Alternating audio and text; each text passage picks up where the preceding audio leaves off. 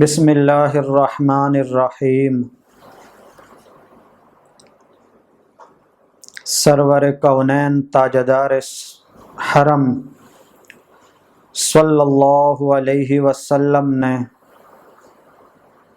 ان کلمات کی بہت فضیلت بیان فرمائی ہے، ولا حول ولا قوت الا باللہ۔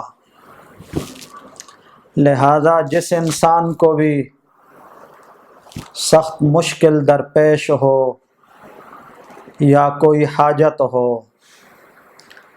تو ہر مشکل کے ازالے اور ختم کرنے کے لیے اور ہر حاجت کو پورا کرنے کے لیے کہ ہر حاجت پوری ہو، ہر مشکل حل ہو، 313 بار ولا حول ولا قوت الا باللہ یہ وظیفہ پڑھنا چاہیے۔